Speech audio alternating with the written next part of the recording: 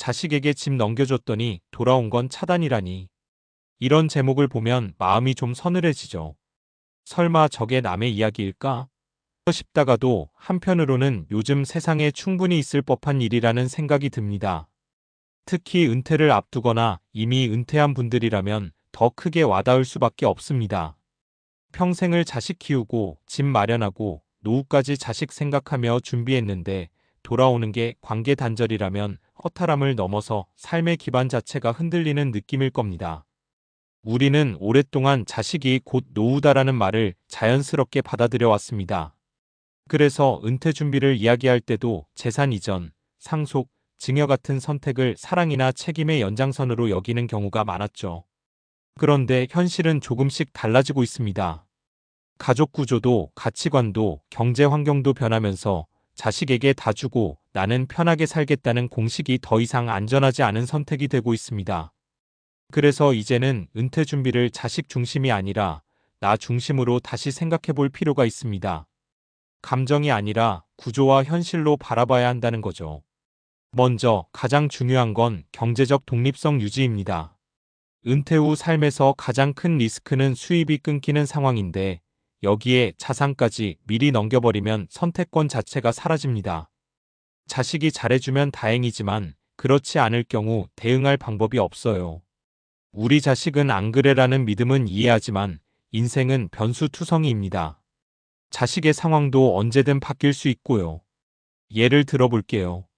사례 1. 60대 초반 어씨는 아파트 한 채를 아들에게 미리 증여했습니다.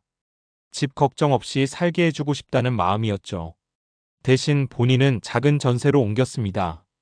처음 몇 년은 괜찮았지만 아들이 사업에 실패하면서 상황이 급변합니다.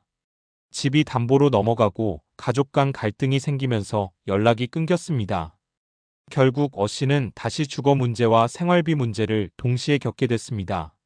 자산을 지키지 못한 순간 삶의 안정도 함께 무너진 겁니다.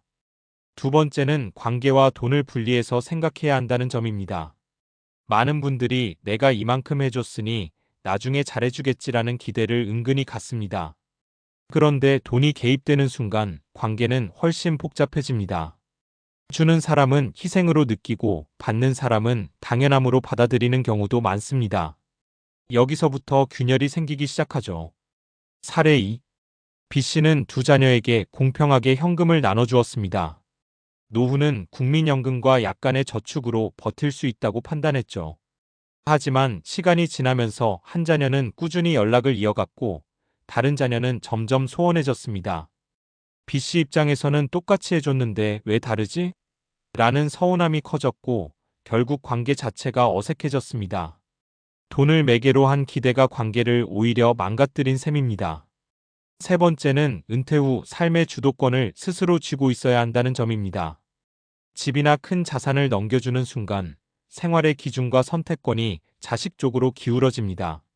함께 살게 되거나 생활을 의존하게 되면 사소한 결정 하나도 눈치를 보게 되죠. 이게 쌓이면 삶의 만족도가 크게 떨어집니다. 사례 3. C씨는 집을 딸에게 넘기고 함께 살기 시작했습니다. 처음에는 서로 의지하며 살자는 좋은 취지였지만 생활 방식 차이로 갈등이 생기기 시작했습니다. 식사 시간, 생활 습관, 손주 양육 방식까지 사소한 문제들이 쌓이면서 결국 C씨는 내 집인데도 내 집 같지 않다는 말을 하게 됩니다. 물리적인 공간은 같지만 심리적인 주도권은 이미 넘어간 상태였던 거죠. 이런 사례들이 말해주는 건 단순합니다. 노후는 누군가에게 맡기는 것이 아니라 내가 설계해야 하는 것이라는 사실입니다. 그렇다면 어떻게 준비하는 게 현실적일까요? 우선 자산은 가능한 한 끝까지 내가 통제할 수 있는 구조로 유지하는 게 중요합니다. 꼭 증여를 해야 한다면 시기를 늦추거나 일부만 나누는 방식도 고려해 볼 수 있습니다. 그리고 생활비, 의료비, 주거비 같은 기본적인 노후 비용은 자식이 아니라 내 자산과 연금으로 충당하는 구조를 만드는 게 안전합니다. 또 하나 중요한 건 관계에 대한 기대치를 조정하는 것입니다. 자식과 좋은 관계를 유지하는 건 분명 중요하지만 그것을 경제적 의존과 연결시키는 순간 부담과 갈등이 생깁니다. 서로 독립적인 상태에서 관계를 유지할 때 오히려 더 건강하고 오래갑니다. 마지막으로 은퇴 후 삶을 단순히 버티는 시간이 아니라 내 삶을 다시 살아가는 시간으로 바라보는 시각이 필요합니다. 취미든 일거리든 사회적 관계든 나를 중심으로 한 삶의 축을 만들어야 합니다. 그래야 외부 변수에 흔들리지 않습니다. 자식 키워봐야 소용없다는 말은 사실 극단적인 표현입니다. 하지만 그 말 속에는 한 가지 중요한 메시지가 담겨 있습니다. 노후를 자식에게 맡기는 순간 내 삶의 안전장치도 함께 넘겨줄 수 있다는 것. 결국 중요한 건 균형입니다. 자식을 사랑하는 마음과 나를 지키는 준비 사이에서 현명하게 선택하는 것. 그게 지금 시대의 은퇴 준비가 아닐까요? 앞서 이야기한 사례들을 보면 감정적으로는 섭섭하다, 배신감이 든다는 표현이 먼저 떠오르지만 조금 더 구조적으로 들여다보면 사실 이건 개인의 인성 문제라기보다 인간 행동의 특성과 환경 변화가 결합된 결과에 가깝습니다. 이 지점부터 이해해야 같은 실수를 반복하지 않게 됩니다. 우선 심리학에서 자주 언급되는 개념 중 하나가 적응 수준 이론 어다닉 애덕테이션입니다. 쉽게 말하면 사람은 어떤 변화가 생겨도 시간이 지나면 그 상태에 금방 익숙해진다는 겁니다. 큰 돈을 받거나 집을 증여받았을 때 처음에는 고마움이 크게 느껴지지만 시간이 지나면 그 상태가 기본값이 됩니다. 문제는 여기서 시작됩니다. 기본값이 된 순간 감사는 줄어들고 기대는 커집니다. 이미 받은 것보다 앞으로 받을 것에 더 집중하게 되는 거죠. 그래서 부모 입장에서는 이렇게까지 해줬는데 라는 감정이 생기고 자식 입장에서는 그건 이미 끝난 일인데? 라는 인식 차이가 벌어집니다. 또 하나 중요한 건 행동경제학에서 말하는 소유효과 엔다우먼트 이펙트입니다. 사람은 무언가를 자신의 것이라고 인식하는 순간 그 가치를 더 크게 평가합니다.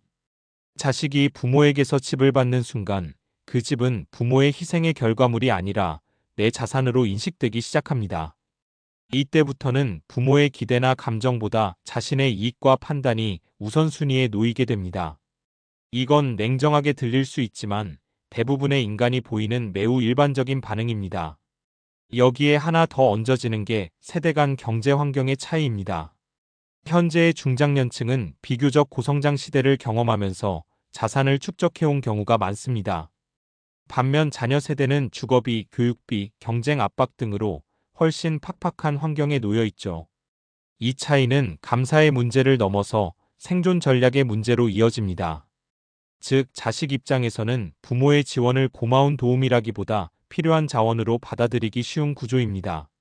이 지점에서 부모가 기대하는 정서적 보상과 자식이 느끼는 현실적 필요 사이에 간극이 생깁니다. 이 세 가지 적응, 소유인식, 환경 차이가 겹치면 어떤 일이 벌어질까요? 처음에는 따뜻했던 관계가 시간이 지나면서 점점 거래처럼 변합니다.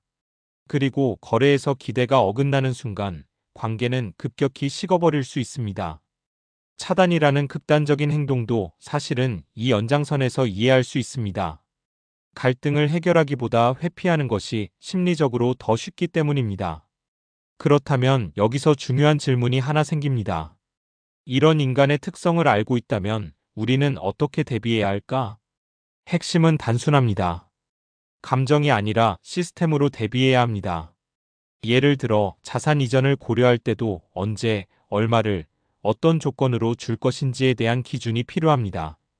단순히 지금 힘드니까 도와줘야지가 아니라 내 노후 자금에서 어느 정도까지가 안전한지 먼저 계산해야 합니다. 여기에는 기대 수명, 의료비 증가율, 물가 상승률 같은 요소들이 포함됩니다. 실제로 통계적으로 보면 은퇴 이후 가장 큰 지출 증가 요인은 소비가 아니라 의료비와 돌봄 비용입니다. 이건 개인의 의지로 통제하기 어려운 영역이죠. 또 하나는 인지적 편향을 경계하는 것입니다. 우리는 흔히 우리 자식은 다르다는 확신을 갖습니다. 그런데 심리학적으로 보면 사람은 자신과 가까운 대상일수록 더 긍정적으로 평가하는 경향이 있습니다. 확증 편향. 이 자체는 자연스러운 감정이지만 중요한 의사결정을 할 때는 오히려 위험 요소가 됩니다. 그래서 전문가들은 큰 자산 이동이 있는 경우 가족 내부 합의뿐 아니라 외부 전문가의 객관적인 검토를 권장하기도 합니다. 그리고 마지막으로 꼭 짚고 넘어가야 할 부분이 있습니다. 노후의 행복은 누가 나를 돌봐주느냐보다 내가 얼마나 선택권을 가지고 있느냐에 더 크게 좌우된다는 점입니다. 여러 연구에서도 공통적으로 나타나는 결과인데 은퇴 후 삶의 만족도를 결정짓는 가장 큰 요소 중 하나가 자율성입니다. 내가 어디에 살지, 돈을 어떻게 쓸지, 누구를 만날지 스스로 결정할 수 있는 상태가 유지될 때 삶의 질이 높아집니다. 반대로 경제적으로든 물리적으로든 의존도가 높아질수록 우울감과 스트레스가 증가하는 경향이 있습니다. 결국 처음 이야기로 돌아가게 됩니다.